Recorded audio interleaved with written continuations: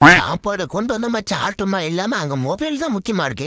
ஆட்டைய போடுற Arumugam. Leg piece செல்ல குட்டி அங்க போச்சு. இப்ப என் வாய்க்குள்ள அதையே தான் போயிருச்சு. என்ன உரப்பு உரப்பு அப்பப்பா, இவ்வளவு வத்தப்பொடி அள்ளி போடுறது. இவ்வளவு உரப்பு சாப்பிட்டு எப்படி இவன் புருஷன் உங்களுக்கு குணப்படுத்திட்டு இருக்கான்? நைஸ் அப்படியே யாருக்கும் தெரியாம இவன் தட்டுல வைப்போம். இன்னைக்கு மாட்டிக்கிட்டான் முள்ளலி மண்டைய.